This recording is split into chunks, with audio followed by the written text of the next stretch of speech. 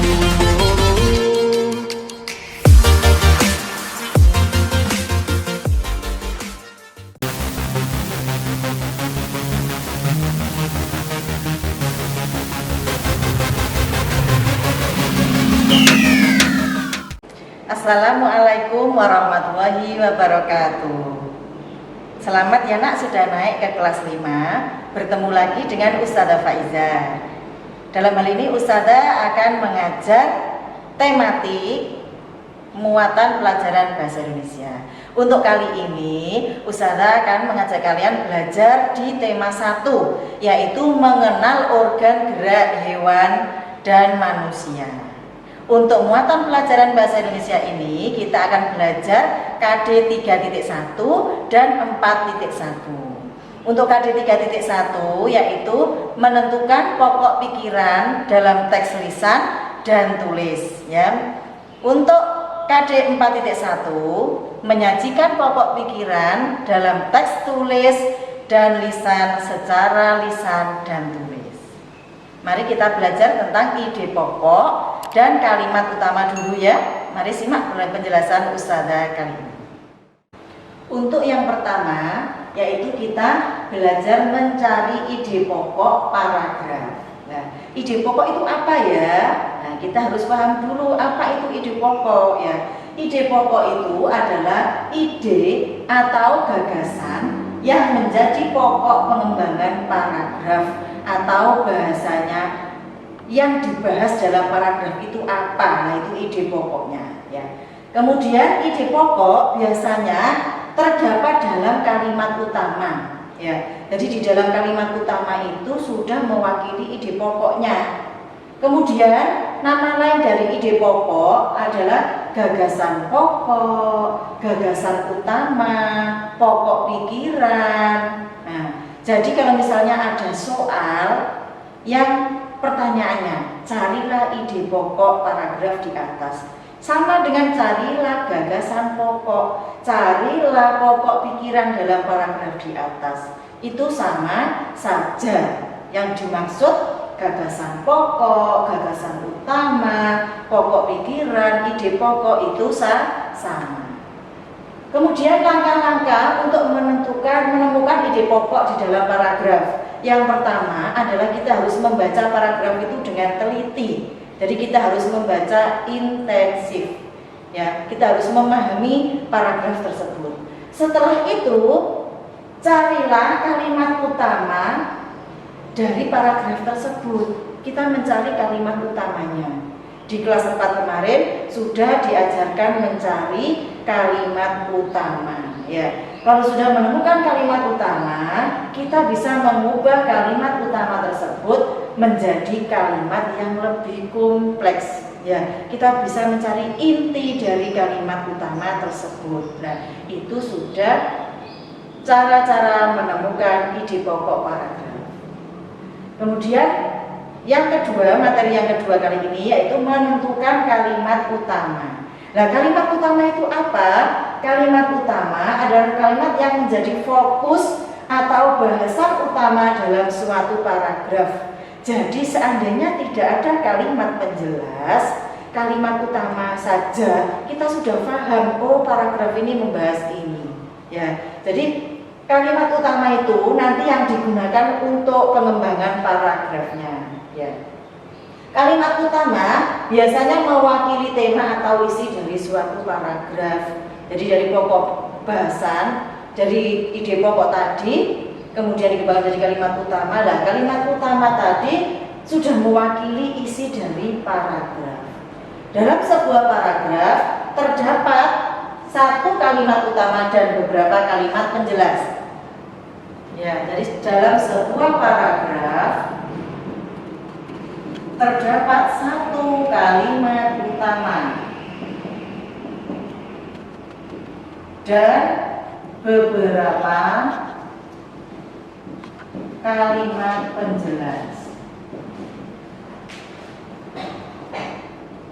Ini perlu diingat ya. Jadi kalimat utamanya hanya ada satu, nggak bisa Ustazah kalimat utamanya ada dua, ada tiga, tidak, karena yang menjadi fokus dalam kalimat fokus dalam paragraf tersebut ada satu, yaitu yaitu kalimat utama, dan beberapa itu berapa us? Lebih dari satu, bisa 2, bisa 3, bisa 4 ya. Jadi kalimat penjelasnya itu lebih dari satu, tapi kalimat utamanya hanya ada satu. Paham ya?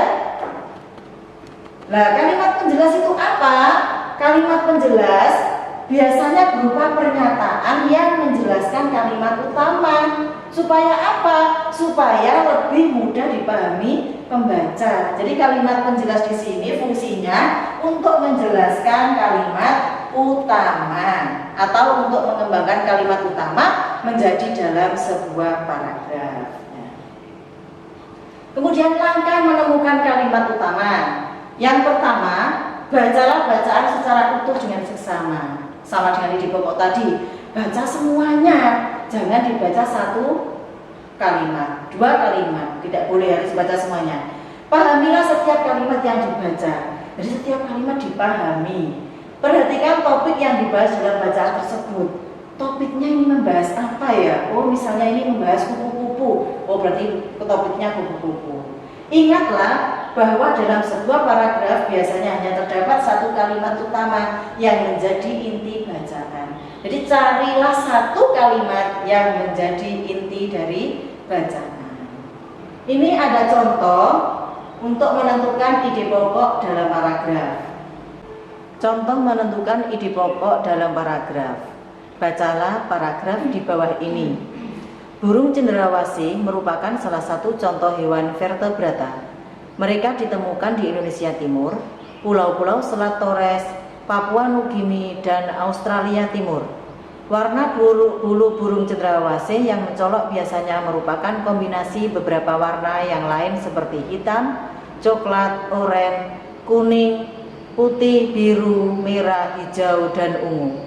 Burung ini semakin molek dengan keberadaan bulu memanjang dan unik yang tumbuh dari paruh, sayap, atau kepalanya. Paragraf di atas membahas tentang karakteristik burung cendrawasih. Jadi, ide pokok dari paragraf di atas adalah karakteristik burung cendrawasih. Contoh menentukan kalimat utama dalam paragraf. Bacalah bacaan di bawah ini.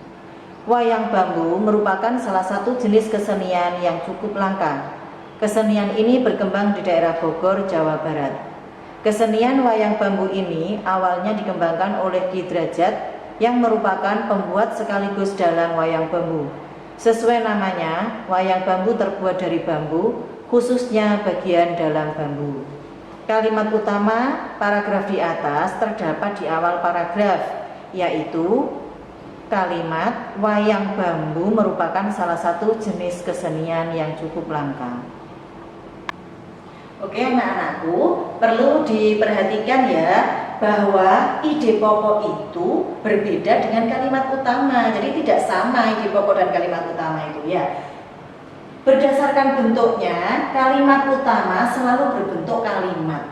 Nah, jadi mau apa dari awal sampai akhir diakhiri tanda titik karena berbentuk kalimat.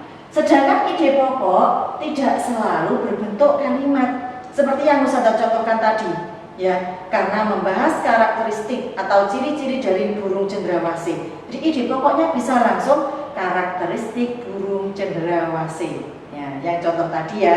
Kemudian yang kalimat utama tadi Ustazah, jadi contohnya Ustazah tadi bentuknya berupa kalimat. Jadi kalimat utuh yang diambil dari paragraf tersebut. Nah, bukan ringkasan dari kalimat utama, bukan ya. Atau kalian bisa meringkas apa?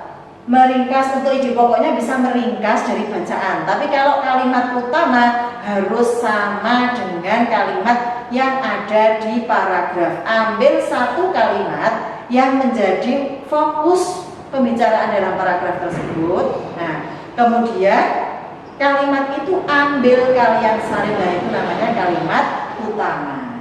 Ya. Kemudian ide pokok biasanya merupakan inti dari kalimat utama atau bahasanya bisa fokus itu ringkasan dari kalimat utama, boleh ya. Gimana anak-anakku sudah bisa memahami tentang materi ide pokok dan kalimat utama? Kalau sudah, ini Ustazah ada tugas menentukan ide pokok dan menentukan kalimat utama yang harus kalian dikerjakan di rumah. Semangat ya!